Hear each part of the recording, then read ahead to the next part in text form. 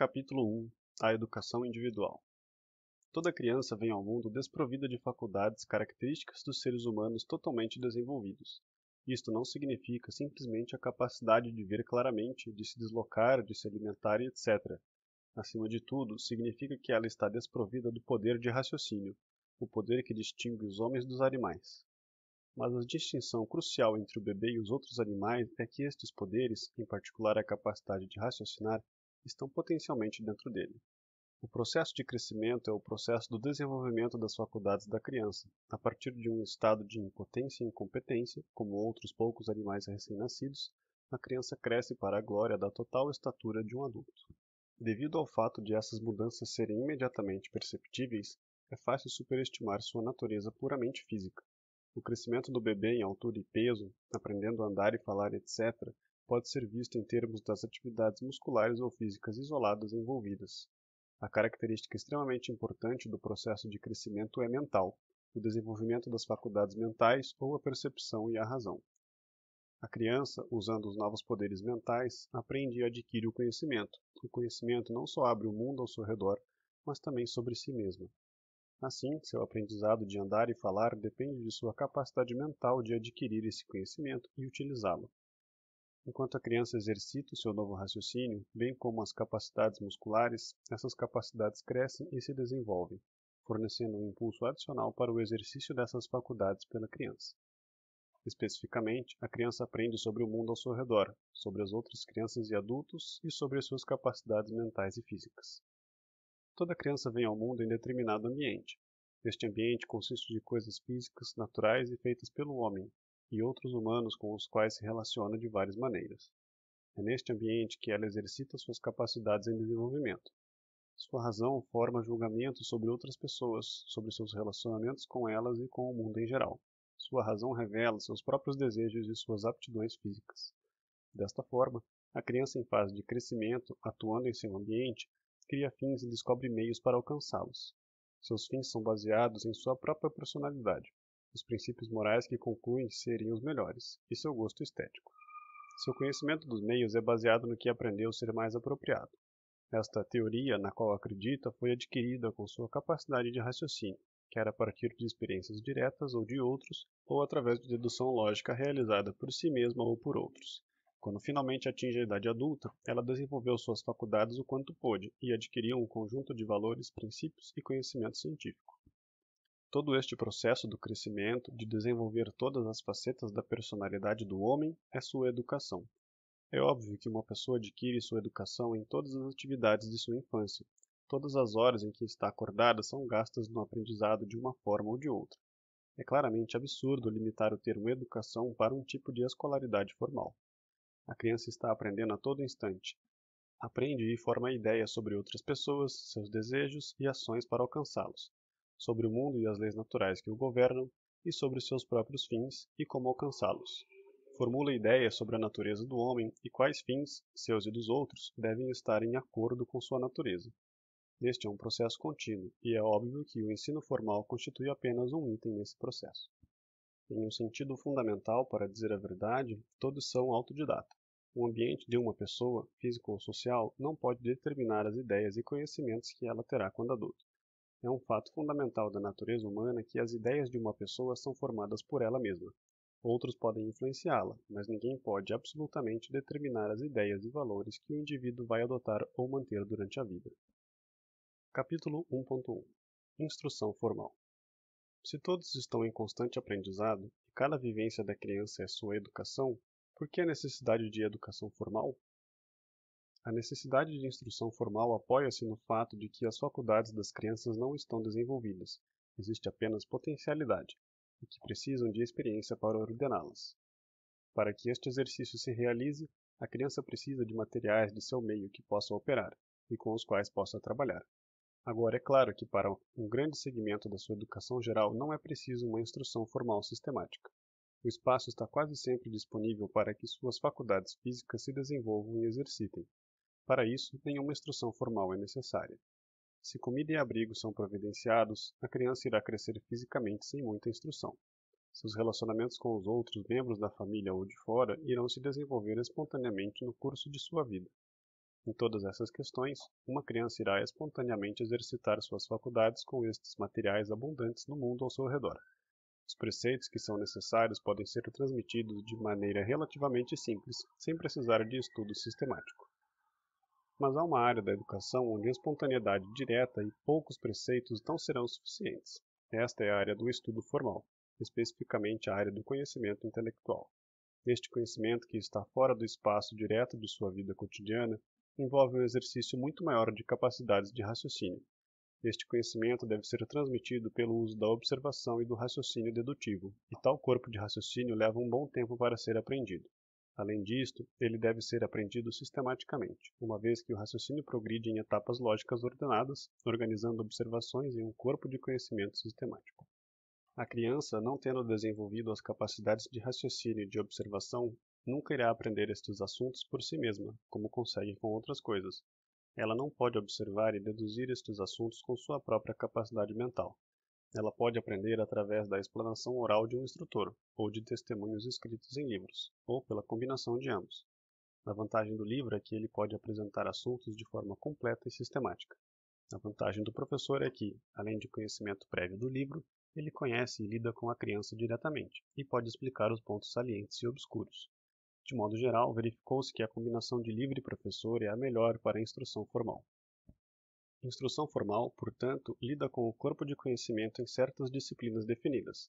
Essas disciplinas são, em primeiro lugar, a leitura, para que a criança tenha uma ferramenta excelente para a futura aquisição de conhecimento, e mais tarde, como corolário, as várias artes da linguagem, como ortografia e gramática. Escrever é outra chave poderosa no desenvolvimento mental da criança. Após o domínio dessas ferramentas, a instrução naturalmente prossegue num desenvolvimento lógico. A leitura sendo gasta em assuntos como as leis do mundo natural, ciência natural, o registro do desenvolvimento do homem, seus fins e ações, história e geografia. E mais tarde as ciências morais do comportamento humano, economia, política, filosofia, psicologia. E estudos imaginativos do homem pelo homem, literatura. A escrita ramifica os vários assuntos em ensaios e em composições. Uma terceira ferramenta elementar de grande poder é a aritmética, começando com números simples e indo a ramos mais desenvolvidos na matemática. Destas disciplinas fundamentais, a leitura é de primeira importância, e para seu aprendizado o alfabeto é a ferramenta principal e lógica. Tornou-se moda ridicularizar a ênfase dos 3 R's, mas é óbvio que eles são de grande importância, que o quanto antes eles forem aprendidos, mais breve a criança estará apta a absorver a vasta área do conhecimento que constitui a grande herança da civilização humana. Eles são a chave para abrir as portas do conhecimento humano, e as portas para o florescimento e o desenvolvimento das capacidades mentais da criança. É claro também que a única necessidade e uso para o ensino sistemático formal repousa nessas disciplinas técnicas, uma vez que o conhecimento das mesmas deva ser apresentado sistematicamente. Obviamente, não há necessidade de instrução formal sobre como brincar, se relacionar com um grupo, selecionar um dentista e na multidão de cursos similares oferecidos pela educação moderna.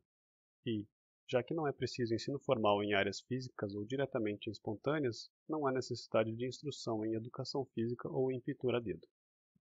Capítulo 1.2 Diversidade humana e instrução individual. Um dos mais importantes fatos sobre a natureza humana é a grande diversidade entre os indivíduos.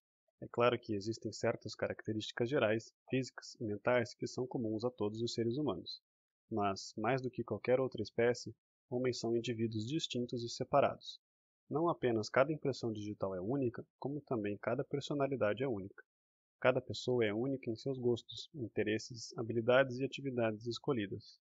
Atividades animais, rotineiras e guiadas pelo instinto, tendem a ser uniformes e parecidas. Mas, apesar das semelhanças entre finalidades e valores, mesmo submetidos às mesmas influências, os seres humanos tendem a expressar a marca pessoal da personalidade individual.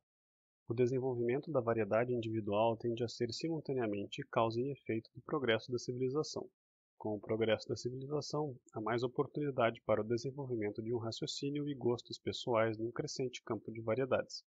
E a partir das oportunidades vem o avanço do conhecimento e do progresso, que por sua vez somam-se à civilização da sociedade. Além disto, há a variedade dos interesses e talentos individuais que permite o aumento da especialização e da divisão do trabalho, das quais dependem as economias civilizadas. Como o reverendo George Harris expressou, selvageria é a uniformidade. As diferenças principais são sexo, idade, tamanho e força. Selvagens pensam da mesma forma ou não pensam, e, portanto, conversam em monossílabas. Não há praticamente nenhuma variedade, apenas uma horda de homens, mulheres e crianças. A próxima etapa, que é chamada de barbárie, é marcada por uma maior variedade de funções. Há alguma divisão do trabalho, algumas trocas de pensamento, melhor liderança, maior cultivo intelectual e estético. O estágio mais elevado, que se chama civilização, mostra o maior grau de especialização. Funções distintas se tornam mais numerosas. Ocupações comerciais, educacionais, científicas, políticas e artísticas se multiplicam. As sociedades rudimentares são caracterizadas pela semelhança, pela igualdade. As sociedades desenvolvidas são marcadas pela dessemelhança, pela desigualdade ou variedade.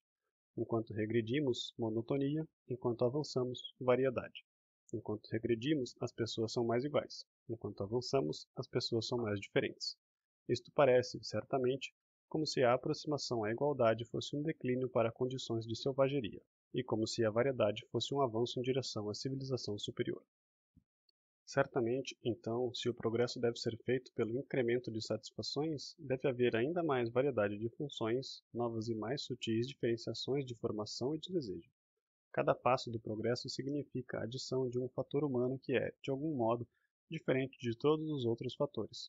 O progresso da civilização, então, deve ser uma diversificação crescente dos indivíduos que compõem a sociedade. Deve haver articulação de cada nova invenção e arte, de novos conhecimentos e de mais aplicação dos princípios morais. Com o desenvolvimento da civilização e da diversidade individual, haverá cada vez menos áreas de uniformidade e, portanto, menos igualdade. Apenas robôs nas linhas de montagem ou cortadores de grama podem ser considerados como completamente iguais, como sendo idênticos no que diz respeito a todos os seus atributos. Quanto menos atributos dois organismos têm em comum, menos eles são iguais e mais eles são desiguais. Seres humanos civilizados, portanto, são desiguais na maioria de suas personalidades. Este fato da desigualdade nos gostos, nas habilidades e no caráter não é necessariamente uma distinção desagradável. Ela simplesmente reflete o escopo da diversidade humana. É evidente que o comum entusiasmo pela igualdade é, num sentido fundamental, anti-humano. Tende a reprimir o desenvolvimento da personalidade e diversidade individual e da civilização. É um impulso para a uniformidade selvagem. Visto que habilidades e interesses são naturalmente diversos, um impulso para tornar as pessoas iguais em todos ou quase todos os aspectos é necessariamente um nivelamento por baixo. É um impulso contra o desenvolvimento do talento, gênio, variedade e poder de raciocínio. Visto que nega os princípios fundamentais da vida humana e crescimento humano, o credo da igualdade e uniformidade é um credo de morte e destruição. Há um sentido, entretanto, no qual a igualdade entre os homens é sensata e benéfica. Cada indivíduo deve ter o ambiente mais livre possível para o desenvolvimento de suas faculdades e sua personalidade. Para ter esse ambiente, ele precisa estar livre da violência contra sua pessoa. Violência apenas consegue reprimir e destruir o crescimento e o esforço humano, e nem a razão e nem a criatividade podem funcionar numa atmosfera de coerção. Se cada pessoa possuir igual defesa contra a violência, essa igualdade perante a lei permitirá a ela maximizar suas potencialidades. Visto que cada pessoa é um indivíduo único, fica claro que o melhor tipo de instrução formal é aquele tipo que é adequado para sua própria individualidade. Cada criança possui inteligência, aptidões e interesses diferentes. Portanto, a melhor escolha do ritmo, calendário, variedade, forma e dos cursos de instrução irá diferir de uma criança para outra. Uma criança pode se ajustar melhor em interesses e habilidades a um curso intensivo de aritmética 3 vezes por semana, seguido por um curso similar de leitura pelos próximos 6 meses. Outra pode exigir um curto período para diversos cursos. Uma terceira pode precisar de um longo período de instrução em leitura, etc. Dados os cursos de instrução formais e sistemáticos, existe uma variedade infinita de ritmos e combinações que podem ser mais adequados para cada criança em particular. É óbvio, portanto, que o melhor tipo de instrução é a instrução individual. Um curso no qual um professor instrui um pupilo é claramente, de longe, o melhor tipo de curso. É somente sob tais condições que as potencialidades humanas podem desenvolver em seus mais altos níveis. É claro que a escola formal, caracterizada por aulas nas quais um professor instrui muitas crianças, é um sistema imensamente inferior, visto que cada criança difere das outras em interesses e habilidades, e o professor só pode ensinar uma coisa de cada vez. É evidente que cada sala de aula deve converter toda a instrução em um molde uniforme. Independente do modo como o professor instrui, com qual ritmo, calendário ou variedade, ele está praticando um abuso com todas as crianças. Qualquer escolaridade envolve inapropriadamente estirar cada criança na cama procusteana da uniformidade incompatível. Que diremos, pois, de leis que instituem a escolaridade obrigatória para toda criança? Essas leis são endêmicas no mundo ocidental. Nos lugares onde escolas privadas são permitidas, todas elas devem cumprir as normas de instrução impostas pelo governo. Contudo, a injustiça da imposição de regras de instrução deve ser clara. Algumas crianças são lentas e precisam ser instruídas num ritmo menor. As crianças brilhantes exigem um ritmo rápido para desenvolver suas faculdades. Além disso, muitas crianças são muito aptas em determinado assunto e muito lentas em outros. Elas podem certamente ter a permissão de desenvolver a si mesmas em suas melhores disciplinas e renunciar às outras. Quaisquer que sejam as regras impostas pelo governo para a instrução, a injustiça é feita para todos. Para os lentos que não absorvem qualquer instrução, para aqueles com diferente conjunto de aptidões em diferentes disciplinas, para as crianças brilhantes cujas mentes gostariam de estar lá fora e voar em cursos mais avançados, mas que devem esperar até que os lentos sejam caçados mais uma vez como cães. Da mesma forma, qualquer ritmo que o professor coloque na classe cria uma injustiça para quase todos. No lento que não consegue acompanhar e no brilhante que perde interesse e preciosas chances de desenvolver seu grande potencial. Obviamente, a pior injustiça é proibir que pais ensinem seus próprios filhos. A instrução familiar dos pais se encaixa ao arranjo ideal.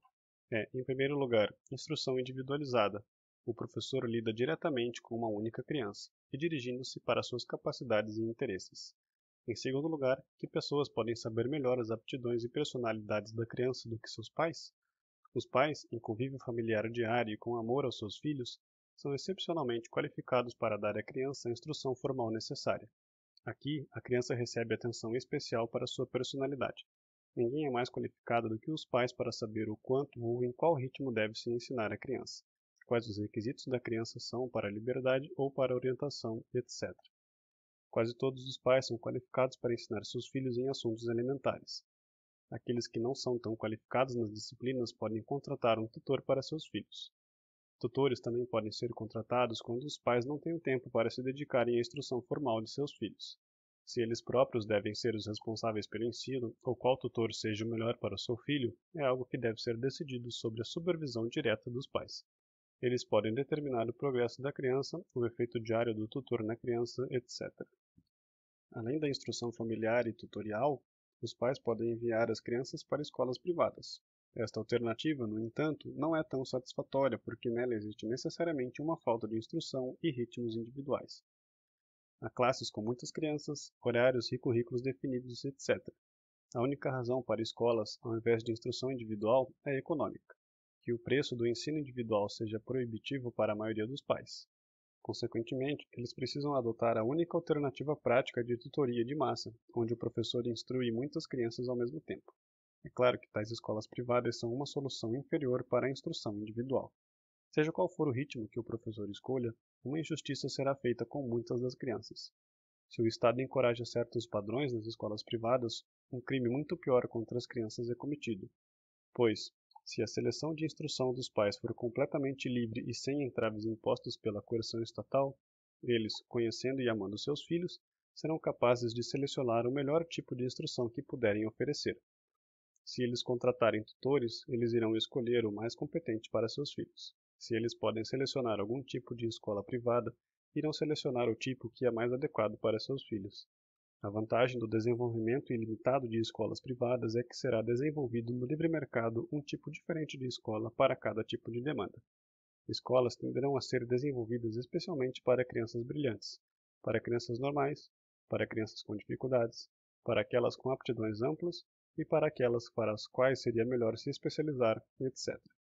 Mas, se o Estado decreta que não pode haver, por exemplo, escolas que não ensinem aritmética, isto significa que aquelas crianças que podem ser brilhantes em outra disciplina, mas possuem pouca ou nenhuma aptidão para aritmética, terão que ser submetidas a um sofrimento desnecessário. A imposição estatal de padrões uniformes causa um sério dano à diversidade de gostos e aptidões. O efeito das leis estatais de escolarização obrigatória não é apenas reprimir o crescimento de escolas privadas especializadas, em parte individualizadas, para as necessidades de vários tipos de crianças. As leis também impedem a educação das crianças pelas pessoas que, em muitos aspectos, são as mais qualificadas, seus pais. O efeito é também obrigar a ir para a escola crianças que possuem pouca ou nenhuma aptidão para a instrução. Acontece que entre as variedades das habilidades humanas existe um grande número de crianças abaixo da média, que não são receptivas à instrução, cuja capacidade de raciocínio não é muito grande.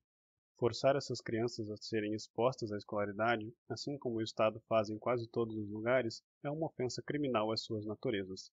Sem a habilidade de aprender assuntos sistemáticos, elas devem sentar e sofrer enquanto os outros aprendem, ou os alunos brilhantes ou médios devem ser retidos em seu desenvolvimento enquanto elas são pressionadas a aprender. Em todo caso, a instrução quase não tem efeito nestas crianças. Muitas horas de suas vidas são simplesmente perdidas por causa de um decreto do Estado. Se essas horas fossem gastas na experiência simples e direta que elas fossem mais capazes de absorver, não haveria dúvida que elas poderiam, como resultado, ser crianças e adultos mais saudáveis. No entanto, coagi-las dentro de uma escola durante uma década de formação de suas vidas, forçá-las a frequentarem as aulas que elas não têm interesse ou habilidades, é deformar suas personalidades inteiras. Capítulo 1.3 Os pais ou o Estado? A questão-chave para toda a discussão é: quem deve ser o supervisor da criança, os pais ou o Estado? Uma característica essencial da vida humana é que, por muitos anos, a criança é relativamente incapaz, que seu poder de se sustentar madura tarde. Até que este poder esteja plenamente desenvolvido, ela não pode agir completamente por si mesma como um indivíduo responsável. Deve estar sob tutela. Sua tutela é uma tarefa complexa e difícil. De uma infância de completa dependência e subordinação aos adultos, a criança deve crescer gradualmente para o status de adulto independente. A questão é sob qual orientação e propriedade virtual a criança deve estar, sob seus pais ou sob o Estado. Não há terceiro ou meio termo nesta questão. Alguma parte tem controle e ninguém sugere que terceiros tenham autoridade para confiscar a criança e educá-la. É óbvio que o estado natural das coisas é que os pais têm a guarda dos filhos. Os pais são os produtores literais da criança, e a criança está em relacionamento íntimo com eles, mais do que com outras pessoas. Os pais têm laços de afeto familiar com a criança. Os pais estão interessados na criança como indivíduo, são os mais suscetíveis a se interessarem por ela e estão familiarizados com suas necessidades e personalidades. Finalmente, acreditando numa sociedade livre, onde cada um é dono de si e do que produz, é óbvio que seu próprio filho, um de seus bens mais preciosos, também está sob sua guarda. A única alternativa lógica para a propriedade dos pais sobre a criança é o Estado confiscar os filhos de seus pais e educá-los eles mesmos. A qualquer um que acredita na liberdade, este parece ser, na verdade, um passo monstruoso. Em primeiro lugar, os direitos dos pais foram completamente violados. Seu próprio e amado bem foi confiscado para ser subordinado à vontade de estranhos. Em segundo lugar, os direitos da criança foram violados, pois ela cresce em sujeição às mãos de desamor do Estado, com pouco respeito pela sua personalidade individual. Além disto, e esta é a consideração mais importante, para cada pessoa ser educada para desenvolver suas faculdades ao máximo, ela precisa de liberdade para este desenvolvimento. Vimos acima que estar livre da violência é essencial para o desenvolvimento da razão e personalidade do homem, exceto para o Estado. A própria existência do Estado se baseia na violência, na coação. Para bem dizer, a característica que distingue o Estado de outros indivíduos e grupos é que o Estado é o único que tem o poder legal para usar a violência. Em contraste com todos os outros indivíduos e organizações, o Estado decreta o que deve ser obedecido sob risco de prisão ou cadeira elétrica. A criança deve crescer sob as asas de uma instituição que repousa sobre violência e restrição. Que tipo de desenvolvimento pacífico pode haver sobre circunstâncias desse tipo? Ademais, é inevitável que o Estado imponha uniformidade tutelar sobre o ensino. Não somente a uniformidade agrada mais o temperamento burocrático e é mais fácil de aplicar, como seria quase inevitável onde o coletivismo suplantou o individualismo. Com o Estado tendo a propriedade coletiva das crianças substituindo a propriedade individual e os direitos de propriedade, é claro que o princípio coletivo seria também aplicado no ensino. Acima de tudo, o que seria ensinado seria a doutrina da obediência ao próprio Estado, pois tirania não é compatível com o espírito do homem, que exige a liberdade para o seu pleno desenvolvimento. Portanto, técnicas de inculcar reverência ao despotismo e outros tipos de controle de pensamento são obrigadas a emergir. Ao invés de espontaneidade, diversidade e homens independentes, emergiria uma raça passiva, ovelhas seguidoras do Estado. uma vez que se desenvolvessem incompletamente, estariam apenas semivivas. Pode-se dizer que ninguém está contemplando tais medidas monstruosas. Mesmo a Rússia comunista não foi tão longe a ponto de impor um comunismo das crianças, mesmo tendo feito quase tudo para eliminar a liberdade. O ponto é, no entanto, que este é o objetivo lógico dos estatistas na educação. A questão que tem sido lançada no passado e no presente é: deveria existir uma sociedade livre com controle dos pais ou um despotismo com controle estatal? Vejamos o desenvolvimento lógico da ideia de instrução e controle do Estado. A América, por exemplo, começou quase em sua totalidade, tanto com um sistema completamente privado, quanto com escolas filantrópicas. Então, no século XIX, o conceito de educação pública mudou sutilmente, até todos estarem instados a irem para as escolas públicas e as escolas privadas serem acusadas de ser divisionistas. Finalmente, o Estado impôs para as pessoas a educação obrigatória, seja forçando as crianças a irem às escolas públicas, seja determinando arbitrariamente padrões para as escolas privadas. A instrução pelos pais foi desprezada. Assim, o Estado entrou em conflito com os pais pelo controle sobre seus filhos. Não apenas tem havido uma tendência para maior controle do Estado, como seus efeitos têm sido agravados pelo sistema de igualdade perante a lei que se aplica na vida política. Em geral, houve um crescimento da paixão pela igualdade. O resultado tem sido uma tendência a considerar cada criança igual a qualquer outra, como merecedores de tratamento igual e de impor uma uniformidade completa na sala de aula. A princípio, se tendia a definir o nível de acordo com a média da sala, mas isto sendo frustrante para os mais fracos, que devem, entretanto, ser mantidos no mesmo nível dos outros em nome da igualdade e da democracia, o ensino tende cada vez mais a ser fixado em níveis mais baixos. Devemos ver que, desde que o Estado começou a controlar a educação, sua tendência evidente tem sido cada vez mais agir de modo a promover a repressão e o impedimento à educação, ao invés do verdadeiro desenvolvimento do indivíduo. Sua tendência tem sido para a coação, para a igualdade forçada ao nível mais baixo, para o enfraquecimento dos conteúdos e até mesmo o abandono de todo o ensino formal, para o inculcamento da obediência ao Estado e ao grupo, ao invés do desenvolvimento da autoindependência e para a depreciação dos assuntos intelectuais. E, finalmente, é a sede do Estado e seus asseclas pelo poder que explicam o credo da educação moderna de educação integral da criança, tornando a escola um pedaço da vida, onde os indivíduos jogam, se ajustam ao grupo, etc. O efeito desta, como de todas as outras medidas, é reprimir qualquer tendência para o desenvolvimento das capacidades racionais e independência individual. É tentar usurpar de várias formas a função educacional, para além do ensino formal, do lar e dos amigos, e tentar moldar toda criança nos caminhos desejados. Assim, a educação moderna tem abandonado as funções escolares de instrução formal em favor de moldar toda a personalidade, tanto para forçar a igualdade do aprendizado ao nível dos menos educáveis, quanto para usurpar, o quanto possível, o papel educacional do lar e de outras influências. Como ninguém vai aceitar a definitiva comunização estatal das crianças, mesmo na Rússia comunista, é óbvio que o controle estatal deve ser alcançado mais silenciosa e sutilmente. Para todo aquele que é interessado na dignidade da vida humana, no progresso e desenvolvimento dos indivíduos em uma sociedade livre, a escolha entre o controle dos pais ou do Estado sobre as crianças é clara. Deveria, então, não existir qualquer interferência estatal nas relações entre pais e filhos? Suponha que os pais agridam e mutilem seu filho. Devemos permitir isso? Se não, onde colocaremos a linha limite? A linha pode ser facilmente desenhada. O Estado pode aderir estritamente à função de defender a todos da agressão violenta de todos os outros.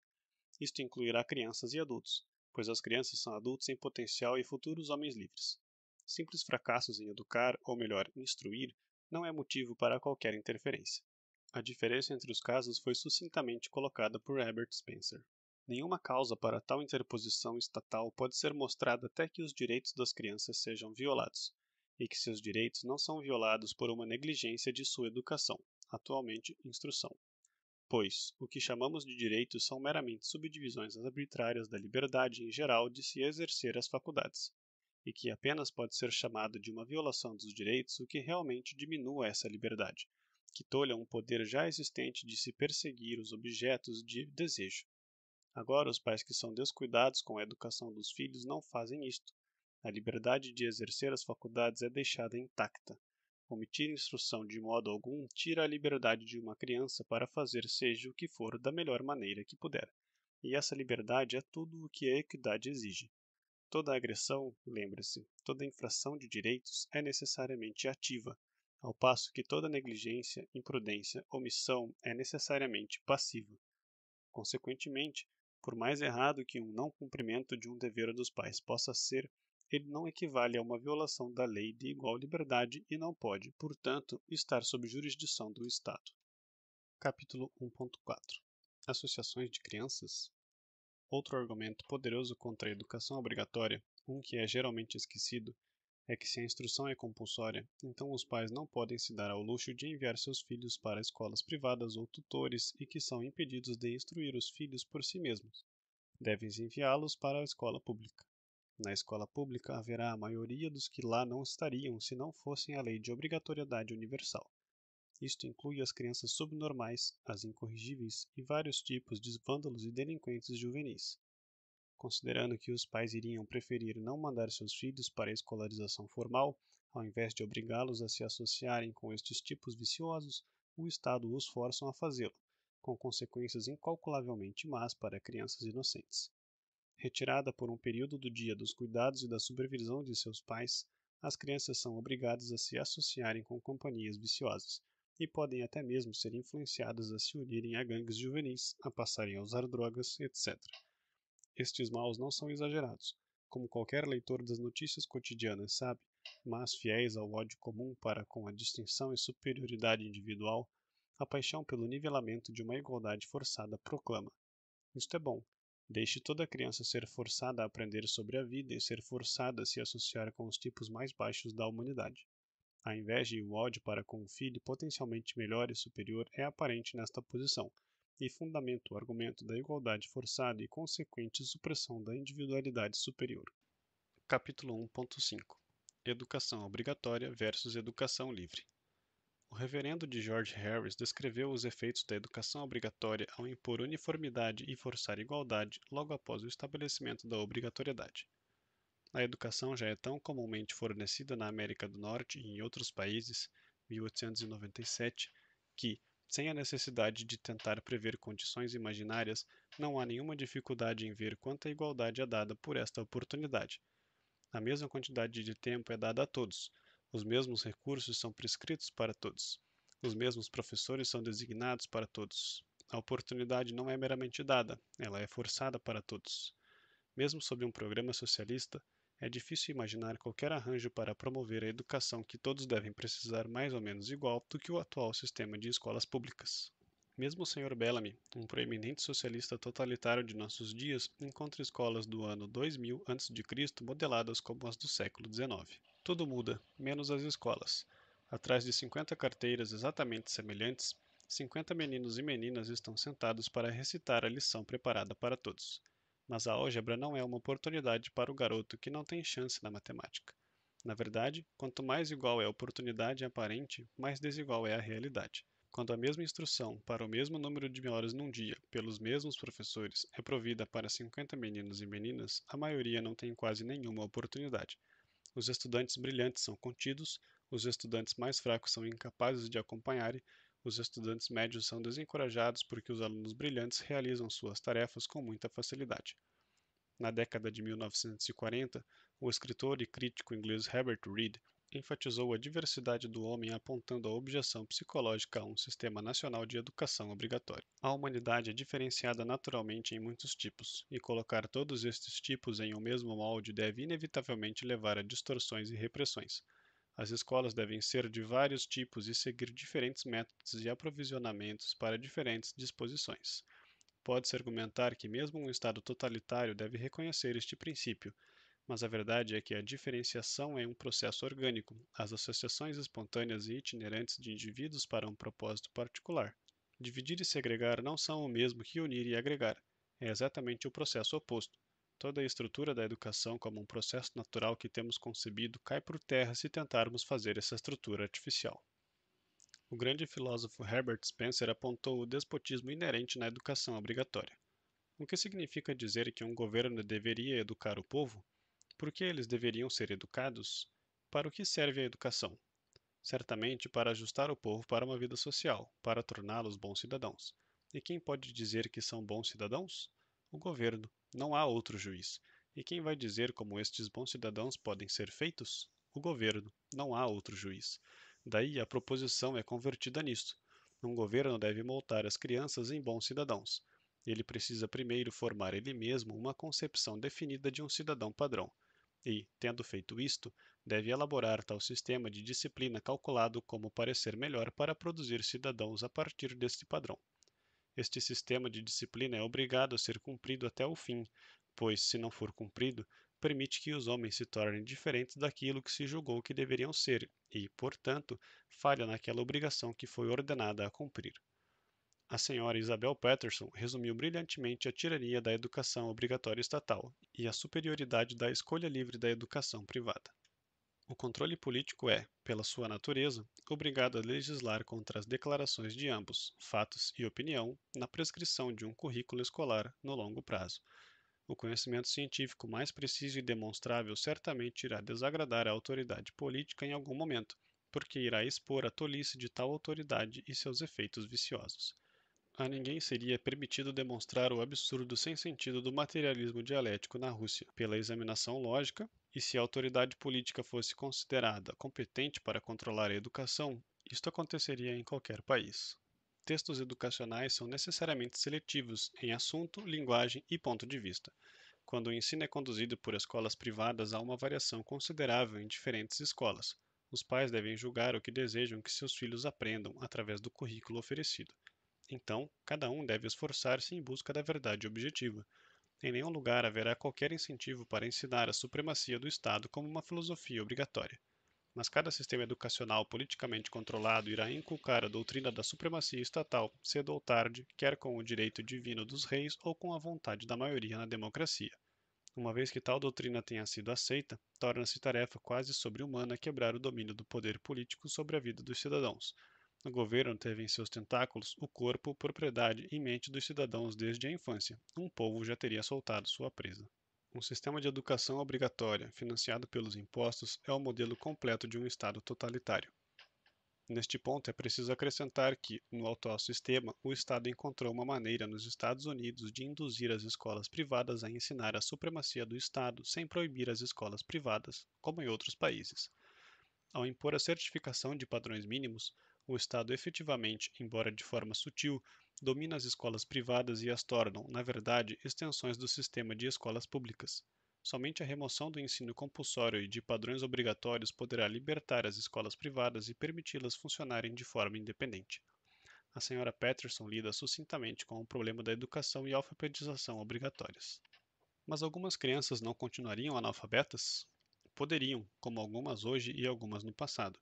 Os Estados Unidos teve um presidente que não aprendeu a ler e escrever até se tornar não apenas um homem adulto, mas casado e ganhando seu próprio sustento.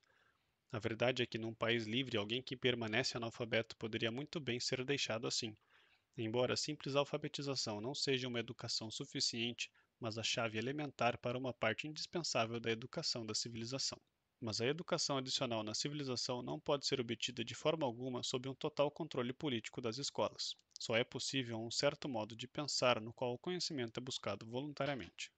E a senhora Patterson responde aos professores e educadores que tenderiam a responder em epíteto sua crítica. Você acha que ninguém estaria disposto voluntariamente a confiar os filhos a você e o pagar para que os ensinem? Por que você precisa obter seus pupilos pela compulsão? Uma das melhores maneiras de encarar o problema da educação obrigatória é pensar numa analogia quase exata na área de outro grande meio educacional, os jornais. O que pensaríamos sobre uma proposta do governo, federal ou estadual, de usar o dinheiro dos pagadores de impostos para criar uma rede nacional de jornais públicos e obrigar todo o povo ou todas as crianças a lê-los? O que pensaríamos se, além disto, o governo proibisse todos os jornais que não se encaixassem aos padrões do que uma comissão do governo acha que as crianças devem ler? Essa proposta seria geralmente considerada um horror nos Estados Unidos e, no entanto, este é exatamente o tipo de regime que o governo criou no âmbito da instrução escolar. Jornais públicos obrigatórios seriam considerados uma invasão à liberdade básica da imprensa. No entanto, a liberdade escolar não é ao menos tão importante quanto a liberdade de imprensa? Não são dois meios vitais para a educação e informação pública, para a consulta livre e a busca pela verdade? É claro que a supressão da livre instrução deve ser encarada com um horror ainda maior do que a supressão da liberdade de imprensa, já que aqui estão envolvidas as mentes não formadas das crianças.